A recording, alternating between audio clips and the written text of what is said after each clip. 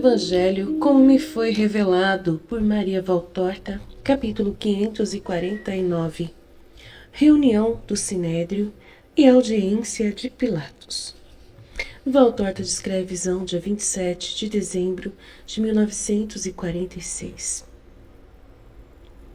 Se a notícia da morte de Lázaro tinha sacudido e agitado Jerusalém e boa parte da Judéia, a notícia de sua ressurreição acaba de sacudi-los e de penetrar também lá onde a notícia da morte não havia trazido agitação. Talvez os poucos fariseus e escribas, isto é, os sinedritas presentes à ressurreição, não teriam falado dela ao povo, mas certamente os judeus falaram. E a notícia se espalhou como um relâmpago, de casa em casa, de terraço a terraço. Vozes de mulheres que vão repetindo, enquanto lá embaixo o povinho a vai difundindo com grande júbilo pelo triunfo de Jesus e de Lázaro. As pessoas enchem de novo as estradas, correndo para cá e para lá, pensando em chegar sempre primeiro para dar a notícia. Mas ficam desiludidas porque a notícia já chegou até Ofel e até Bezeta, até Sião e Sisto. Já se sabe nas sinagogas e nos empórios, no templo e no palácio de Herodes. Já se sabe até mesmo na fortaleza Antônia, e de Antônia ela se propaga ou vice-versa até os postos da guarda junto às portas. Ela enche os palácios, bem como os casebres. O Rabi de Nazaré ressuscitou Lázaro de Betânia, que morreu na última sexta-feira e foi colocado no sepulcro antes que chegasse o sábado, e o ressuscitou hoje à hora sexta. As aclamações dos hebreus ao Cristo e ao Altíssimo se cruzam com esses variados gritos dos romanos. Por Júpiter! Por Polos! Por Libitina! E etc, etc. Os únicos que eu não vejo no meio da multidão que enche as ruas são os do Sinédrio. Deles não vejo ninguém, mas estou vendo Cusa e Manaém que saem de um esplêndido palácio e ouço Cusa dizer: Grande, grande, mandei logo a notícia a Joana. Ele é realmente Deus. E Manaém lhe responde: Herodes veio de Jericó para prestar homenagens. O patrão Pôncio Pilatos, lá no Palácio Real, parece ter ficado doido, enquanto Herodíades está frenética e insiste com ele para que mande prender o Cristo. Ela treme pelo seu poder, ele pelo remorso. Bate os dentes, dizendo aos mais fiéis que o defendam dos espectros. Embriagou-se para criar coragem e o vinho já circula por sua cabeça, enchendo-a de fantasmas. Ele grita, dizendo que o Cristo ressuscitou também João, o qual agora lhe grita de perto as maldições de Deus. Eu fugi para Gena, bastou-me dizer-lhe, Lázaro foi ressuscitado por obra de Jesus Nazareno. Ai de ti, se tocares nele, porque ele é Deus. Eu o mantenho naquele medo para que ele não ceda aos desejos homicidas dela. Eu preciso ir até lá. Devo ir, mas antes eu quis passar por Eliel e Eucana. Eles vivem apartados, mas sempre são grandes vozes em Israel. E Joana fica contente se eu lhes prestar honras. E eu? É uma boa proteção para ti, é verdade, mas nunca é como o amor do mestre. Esta é a única proteção que realmente tem valor. Cusa não responde nada, fica pensando, e eu os perco de vista. De Bezeta vem vindo José de Arimateia, vem muito apressado. Fazem-no parar. É um grupo de pessoas que ainda não têm certeza se a notícia é verdadeira e elas lhe perguntam. Verdadeira, é verdadeira. Lázaro realmente ressuscitou, está são. Eu vi com os meus olhos. Mas então ele é o Messias? A obra dele o diz. Sua vida é perfeita. Os tempos já são os do Messias. Satanás combate contra ele. Cada um deve concluir em seu coração que é o Nazareno. De José, com prudência e ao mesmo tempo com justiça, ele o saúda e se vai. As pessoas discutem e acabam concluindo. Ele é mesmo o Messias. Alguns legionários estão conversando. Se amanhã eu puder, irei a Betânia por Vênus e por Marte, que são os meus deuses preferidos. Poderei andar pelos desertos ardentes do mundo e pelas terras geladas da Germânia. Mas encontrar-me em um lugar onde alguém que morreu há dias ressuscitou, isso nunca mais me acontecerá. Eu quero ver como é que uma pessoa volta da morte. Deverá estar preto, banhado como foi pelas ondas do além-túmulo. Se ele era virtuoso, estará lívido, pois terá bebido das ondas da cor do céu nos campos elíseos. Do lado de lá não existe só o rio Estige. Ele nos dirá como são os prados de asfaltelos do Hades. Eu também irei. Se Pôncio quiser. Oh, se quer. Ele logo despachou um mensageiro para Cláudia, para que ela venha. Cláudia gosta dessas coisas. Eu já a ouvi falar mais de uma vez com os outros e com os seus libertos gregos e discutir sobre a alma e sobre a imortalidade. Cláudia crê no Nazareno. Para ela, ele é maior do que qualquer outro homem. Sim, mas para Valéria, ele é mais do que homem ainda. É Deus mesmo, e mais sábio do que Minerva. Vós já o viste? Eu vim até aqui com Pôncio Pilatos pela primeira vez e não sei. Eu acho que chegaste a tempo para veres muitas coisas. Há pouco tempo, Pôncio urrava com o estentor e dizia, aqui é preciso mudar tudo. Eles devem compreender que Roma é que manda e que todos eles são servos, e que os maiores deles são os mais servos ainda, porque são os mais perigosos. Eu creio que era por causa daquela tabuleta que lhe havia sido levada pelo servo de Anás. É verdade, ele não os quer escutar, e vai nos trocando todos, porque não quer que haja amizade entre nós e eles. Entre nós e eles, com aqueles narigudos que têm um bico? Pôncio digere mal a muita carne de porco que come. Se alguma vez a amizade for com alguma mulher que não despreza um beijo com as bocas grudadas, diz rindo o malicioso. O fato é que depois das turbulências da festa dos tabernáculos, ele pediu e obteve a mudança de todas as milícias, e que a nós o que toca fazer é irmos embora. Isto é verdade. Em Cesareia já estava anunciada a chegada da galera, que vem trazendo Longino com a sua centúria, graduados novos, milícias novas, e tudo por causa daqueles crocodilos do templo. Eu estava tão bem aqui. Eu não. Eu estava melhor em Brindisi. Mas eu me habituarei, diz aquele que chegou à Palestina há pouco tempo. E esses também se afastam. Alguns guardas do templo estão passando com tabuletas enceradas. O povo os observa e diz... O Sinédrio vai reunir-se com urgência. Que será que eles irão fazer? Alguém responde. Vamos subir até o templo e veremos. E eles tomam o caminho que vai para o Monte Mória. O sol já está desaparecendo por detrás das casas de Sião e dos montes ocidentais. A tarde vem chegando e logo livra as estradas dos curiosos. Os que subiram para o templo de lá estão descendo inquietos, porque são até expulsos daquelas portas onde eles tinham ficado parados para verem passar os sineditas. O interior do templo está vazio, deserto, envolvido pela luz da lua e parece imenso. Os sinedritas se reúnem lentamente na sala do sinédrio. Estão todos como foi para a condenação de Jesus, mas agora não estão presentes os que naquela ocasião serviram como escrivães. Aí estão somente os sinedritas, alguns já em seus postos e outros em rodinhas perto das portas. Está entrando Caifás com aquela sua cara e o seu corpãozil, como um sapo obeso e mau, e vai para o seu lugar. Começam logo a discutir sobre os fatos que aconteceram e o assunto os apaixona tanto que logo a sessão fica movimentada. Deixam as cadeiras, descem para os espaços vazios gesticulando e falando alto. Alguns aconselham a calma e a ponderação antes de tomarem decisões. Outros replicam. Mas não ouvistes o que chegaram aqui depois da 9ª hora? Se nós perdermos os judeus mais importantes, o que nos adiantará acumular acusações? Quanto mais ele viver, menos nós seremos acreditados se o acusarmos. Mas há um fato que não se pode negar. Não se pode dizer aos muitos que estavam lá, vós viste mal, aquilo foi uma simulação, vós estáveis embriagados. O morto realmente estava morto, completamente decomposto. O morto estava colocado num sepulcro fechado e o sepulcro estava bem emparedado. O morto estava dentro das bandagens e bálsamos havia muitos dias.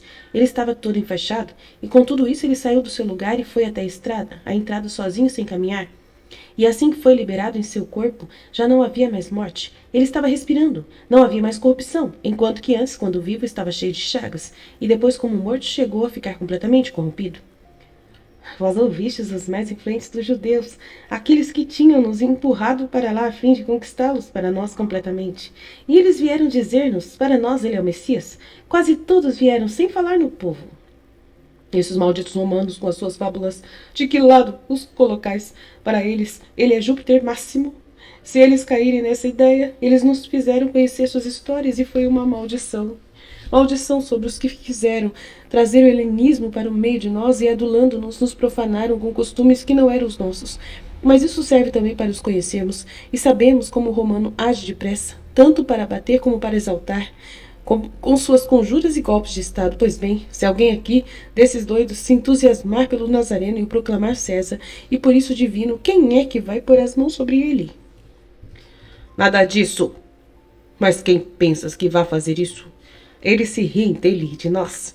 Por mais grandioso que seja o que ele faz, para eles ele é somente um hebreu e, portanto, um miserável. O medo está te fazendo ficar bobo, filho de Anás. Medo? Tu ouviste como o Ponço respondeu ao convite do meu pai. Ele está abalado, eu te digo, está abalado depois desse último fato e tem medo no Nazareno. Ai de nós, aquele homem veio para a nossa ruína. Se pelo menos nós tivéssemos ido lá e não tivéssemos quase dado ordens para que fossem para lá os mais poderosos dos judeus, se Lázaro tivesse ressuscitado sem nenhuma testemunha. E daí, que mudança haveria? Certamente não poderíamos fazê-lo desaparecer para levá-los a crer que ele tivesse morrido para sempre. Isso não. Mas podiam dizer que havia pelo menos sido uma falsa morte, pois testemunhas pagas para dizerem o que é falso sempre se achariam. E por que estáis assim tão agitados? Não vejo razão para isso. Ele talvez tenha feito alguma coisa que irritasse o Sinédrio, os pontífices? Não. Ele se limitou somente a fazer mais um milagre. Limitou-se. Mas és estulto ou vendido a ele, Eleazar? Por acaso ele não fomentou contra o Sinédrio pontificado? Que queres mais? E o povo? O povo pode dizer o que quiser, mas as coisas são como Eleazar disse. O Nazareno não fez senão um milagre, apenas um milagre. E aí outro que o defende, não és mais que um justo. Nicodemos não és mais que um justo. Isto é um ato contra nós, é contra nós, entendes? Nada mais poderá persuadir a multidão. Ai de nós. Eu hoje fui escarnecido por alguns judeus. Eu, escarnecido, eu? E tu, cala-te, Doras. Também não és mais do que um homem. Mas a ideia de que está sendo atacada são as nossas leis, é as nossas prerrogativas. Dizes bem, Simão, e é preciso defendê-las. Mas como? Ofendendo e destruindo as dele. Fácil falar, Sadoc. Mas com que as destruirás se não sabes por ti mesmo nem fazer reviver uma mosquinha? Nesse caso seria necessário um milagre maior do que o dele, mas nenhum de nós pode fazê-lo, por quê? O que está faltando? O que está falando nem sabe dizer o porquê. José de Arimateia responde com firmeza. Porque nós somos apenas homens, somente homens. Eles se levantam contra ele dizendo, e ele quem é então? José responde com firmeza, porque ele é Deus, se disso houvesse alguma dúvida ainda. Mas tu não tinhas dúvida? Nós sabemos disso, José. Nós o sabemos, pode dizer abertamente que tu o amas. Não há nada de mal se José o ama. Eu mesmo o reconheço como o maior dos rabis de Israel. Logo tu, Gamaliel, tu dizeres isso?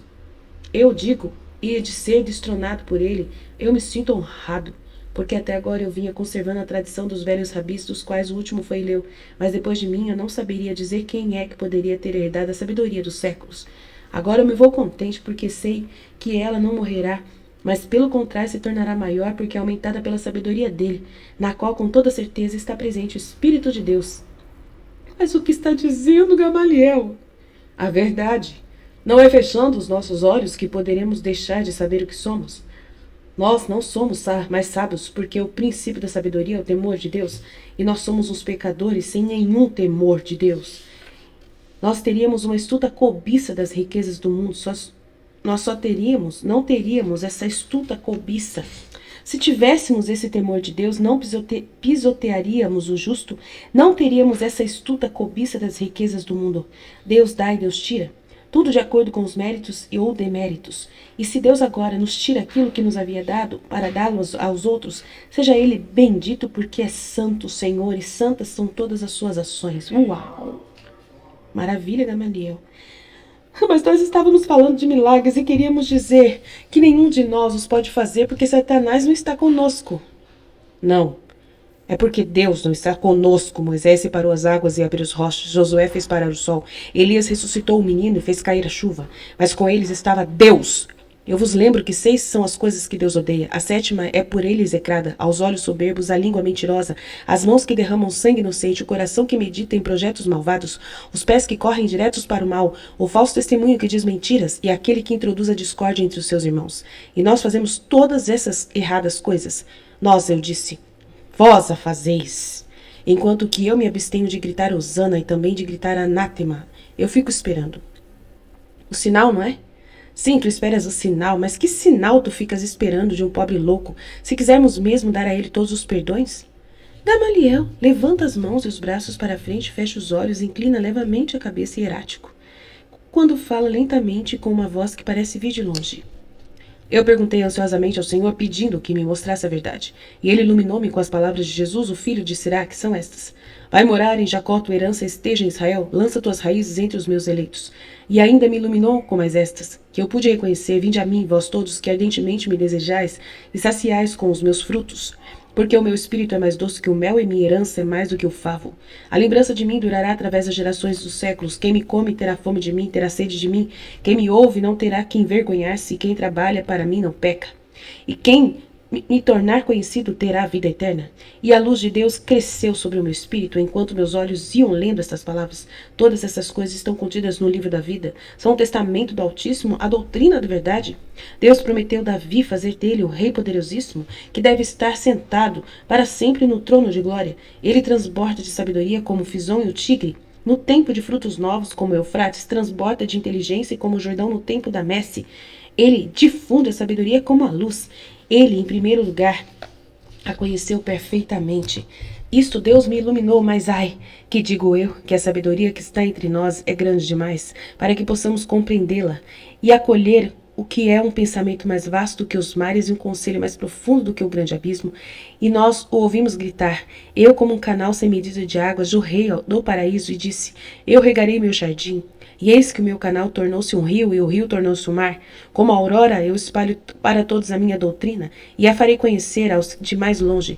Penetrarei nas partes inferiores, lançarei o olhar sobre os que dormem, iluminarei os que esperam no Senhor, e ainda farei que se expanda a minha doutrina como profecia, e a deixarei para aqueles que procuram a sabedoria. Não cessarei de anunciá-la ao século santo. Eu não tenho trabalhado para mim somente, mas para todos aqueles que procuram a verdade. Isto é o que me fez ler o Senhor Altíssimo. E deixa que os braços se abaixem, levantando a cabeça. Mas então para ti, ele com certeza é o Messias, dize-o? Não é o Messias. Não é? Então, o que é ele para ti? Demônio não, anjo não, Messias não. É aquele que é. Tu estás delirando. Ele é Deus. Para ti, aquele doido é Deus. É aquele que é. Deus sabe quem é que ele é. Nós estamos vendo as suas obras. Deus vê até os pensamentos dele, mas não é o Messias. Porque para nós o Messias quer dizer um rei apenas. E ele não é um rei apenas. Não será apenas um rei. Ele é santo. E suas obras são de um santo. E nós não podemos levantar a mão contra o inocente sem que cometamos um pecado. Eu não aprovarei o pecado. Mas com aquelas palavras quase disseste ser ele o inspirado. Eu disse, enquanto durou a luz do Altíssimo, eu vi como tal. Depois, não me segurando mais na mão do Senhor, que ficou alto ao ser levantado em sua luz, eu me tornei homem. O homem de Israel, e minhas palavras não foram mais do que as palavras das quais o homem de Israel. Eu, vós e aqueles que diante de vós. E Deus não permita aqueles depois de nós, dão o significado conforme o pensamento deles, conforme o nosso pensamento, e não o significado que elas realmente têm no pensamento de Deus, que agitou o seu servo. Nós estamos falando, divagando, perdendo tempo. E enquanto isso, o povo se agita, grasna Cananias. Falaste bem, é preciso tomar uma decisão aqui e começar a agir para nos salvarmos e triunfarmos em cima dele. Vós dizeis que Pilatos não nos quis escutar quando lhe pedimos sua ajuda contra o Nazareno, mas se nós fizéssemos que ele soubesse. Dissestes antes que as milícias se exaltam e podem proclamá-lo César. Ora, boa ideia, vamos expor ao procônsul esse perigo. Receberemos honras por termos sido fiéis servos de Roma, e se ele tomar providência, nós estaremos livres desse rabi. Vamos, tu, Eleazar de Anás, que és amigo dele mais do que todos, seu nosso chefe, diz com seu sorriso de serpente Elquias. Ainda um pouco de hesitação, mas depois um grupo formado pelos mais fanáticos sai dali para ir à fortaleza Antônia, só ficam Caifás e os outros. A uma hora dessas, eles não vão ser recebidos, objeta algum. Não, pelo contrário, esta é a melhor hora. Pôncio está sempre de bom humor, depois de ter bebido e comido, como um pagão bebe e come. Eu os deixo lá discutir e a cena da fortaleza Antônia para mim se torna clara. A breve distância é logo percorrida e sem dificuldade, pois está tão claro o luar a ponto de fazer um forte contraste com a luz vermelha das lâmpadas que estão acesas no vestíbulo do pretório. Eleazar consegue fazer-se anunciar a Pilatos, e todos são levados a uma sala grande e vazia, completamente vazia. Nela há somente uma cadeira pesada, baixa de espaldar, coberta com estofo de púrpura que sobressai vivamente no meio da brancura da sala. Eles se reuniram um pouco temerosos, tiritando de frio, todos de pé sobre o mármore claro do pavimento. Não aparece ninguém, o silêncio é completo, mas de vez em quando uma música lá ao longe interrompe o silêncio. Pilatos está à mesa, certamente está com os amigos. Aquela música estava sendo tocada no tricle. Deve ser danças em honra aos hóspedes, diz Eleazar de Anás. Corruptos! Amanhã irei purificar-me. A luxúria transpira dessas paredes, diz com nojo Euquias. Por que então vieste até aqui? A ideia foi tua, ele retruca, Eleazar. Em honra a Deus e para o bem da pátria eu sei fazer qualquer sacrifício, e este é um grande sacrifício. Eu me havia purificado por ter me aproximado de Lázaro, e agora, que dia tremendo este de hoje! Pilatos não aparece. O tempo vai passando. Eleazar, que conhece bem o lugar, vai bater nas portas. Estão todas fechadas. O espanto toma conta dos presentes. Histórias amedrontadoras são contadas de novo. Eles se arrependem de terem ido e já se sentem perdidos. Finalmente, eis que do lado oposto em que estão, e eles estão perto da porta pela qual entraram e, portanto, perto da única cadeira do ambiente, vê-se uma porta que se abre e vem entrando Pilatos com uma veste cândida, como cândida é a sala. Ele entra conversando com os convidados, está rindo. Volta-se para dar a ordem a um escravo que está segurando o toldo para fora da entrada, a fim de que ele jogue essências em um braseiro. Traga perfumes e água para as mãos e para que um escravo traga um espelho e pentes. Dos hebreus nem faz caso. É como se eles não estivessem lá. Eles se encolerizam, mas não têm coragem de fazer nenhum gesto. Lá embaixo vêm os que trazem os braseiros, as resinas para pôr sobre as brasas e as águas perfumadas que vão sendo derramadas sobre as mãos romanas. Um escravo com movimentos ligeiros está penteando os cabelos segundo a moda dos romanos ricos daquele tempo. Então os hebreus se enfezam. Os romanos estão rindo e caçoando, olhando de vez em quando para o grupo que está esperando lá no fundo. E um deles vai falar a Pilatos, que nem se virou para olhar. Pilatos sacode os ombros, fazendo o gesto de quem está aborrecido, e bate palmas para chamar um escravo, ao qual ordena em voz alta que traga os doces e faça entrar as dançarinas. Os hebreus fremem de ira e de escândalo. Basta-nos pensar em um Euquias obrigado a ver dançarinas. Seu rosto só mostra sofrimento e ódio. Chegam os escravos com os doces em vasos preciosos e atrás deles vêm as dançarinas coroadas de flores e pouco cobertas por vestes tão leves que mais parecem véus. Suas carnes branquíssimas podem ser vistas através das vestes leves tangidas em cor de rosa e azul, quando elas passam pela frente dos braseiros ardentes e dos muitos luzeiros que estão acesos no fundo. Os romanos admiram a graça dos corpos e dos movimentos, e Pilatos pede ainda mais um passo da dança que lhe agradou de modo especial.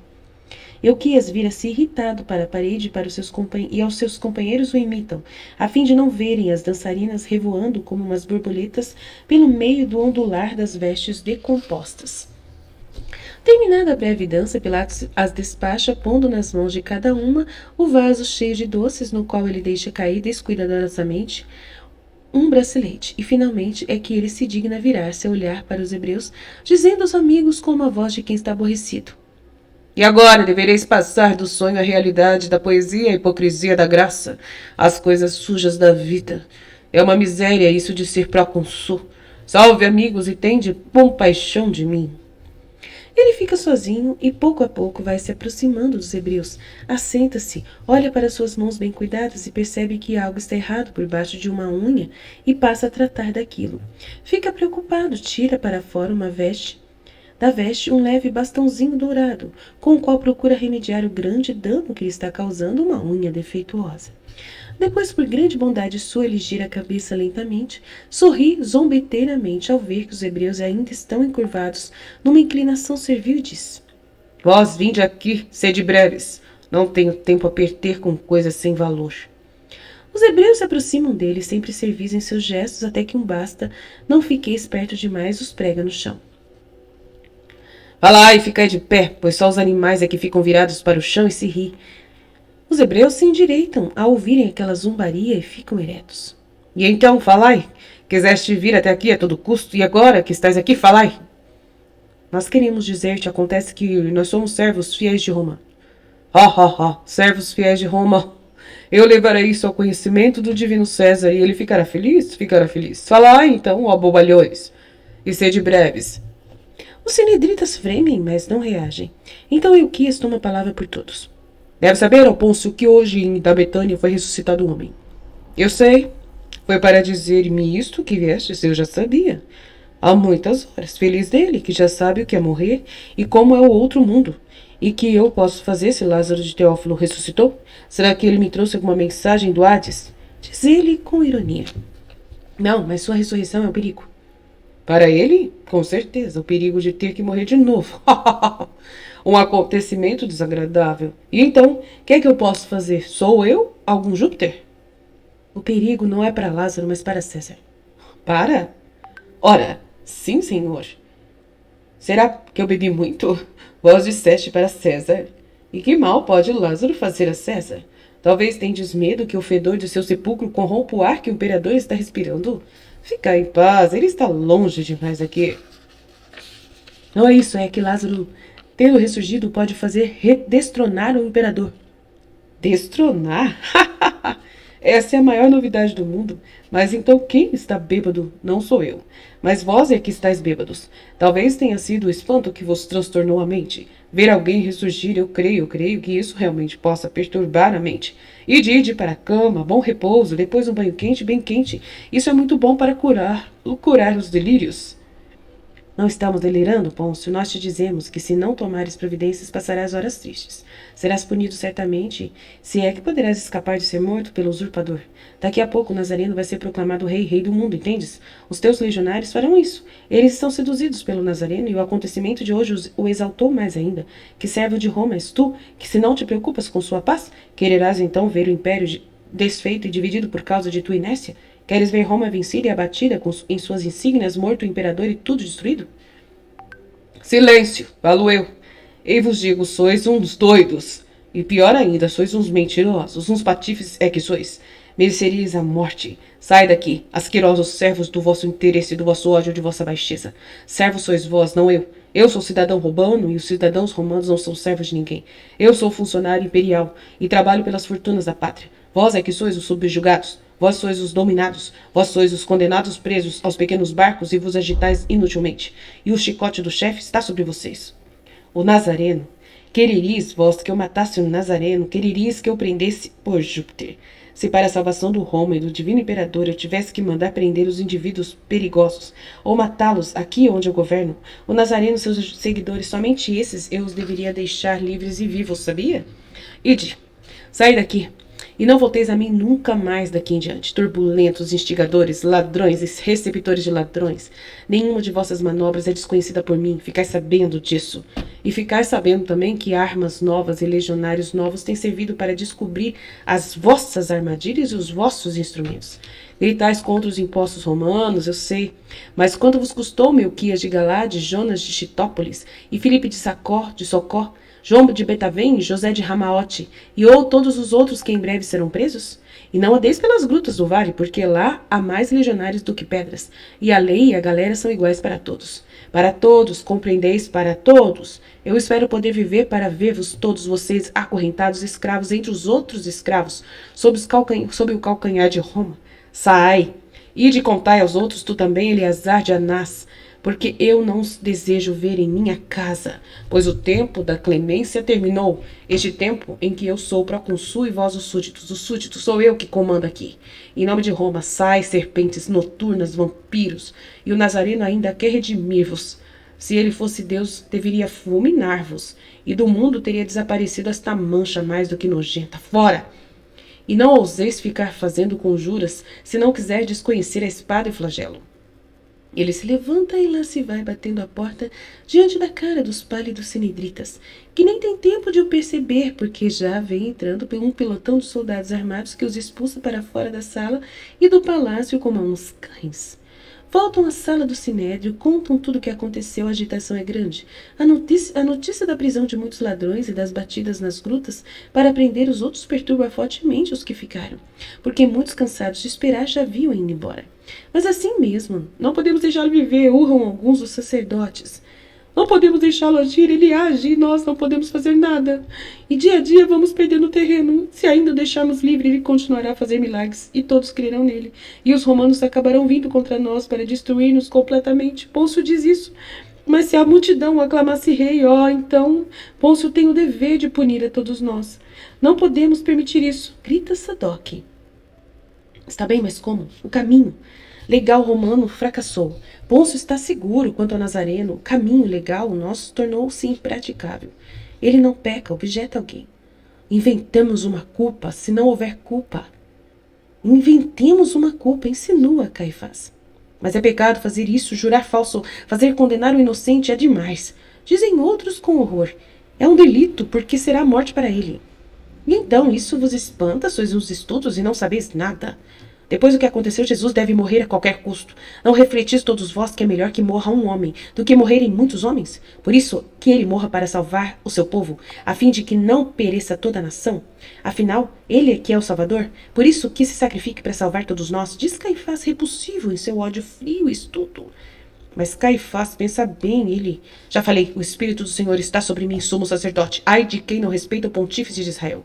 Os fulgores de Deus estão sobre ele. Chega de esperar, basta de ansiedades. Eu ordeno e decreto que quem souber onde é que está o Nazareno venha e denuncie o lugar. E maldição sobre quem não obedecer a minha palavra. Mas Anás, objetam alguns. Anás me disse, tudo o que fizeres será santo. Suspendamos nossa sessão. Na sexta-feira, entre a terça e a sexta hora, todos aqui para deliberarmos. Todos, eu disse. Levai a notícia aos ausentes e sejam chamados todos os chefes das famílias e das classes. Toda a flor de Israel, o sinédrio falou e pronto. Ide. E é o primeiro a se retirar para o ponto de onde veio, enquanto que os outros se vão para todos outros lugares e falando em voz baixa vão saindo do templo e indo para suas casas. Aí agora vai acontecer o domingo de Ramos, que vão proclamar Jesus Messias, rei de Israel, e aí vai ser o motivo para eles conseguirem o que eles querem. Eles vão produzir esse feito, né? Amém? Estivemos reunidos, continuaremos sempre no amor e na misericórdia de Deus Todo-Poderoso, Pai, Filho e Espírito Santo. Amém. Jesus, eu confio em vós. Fiat, fiat, fiat.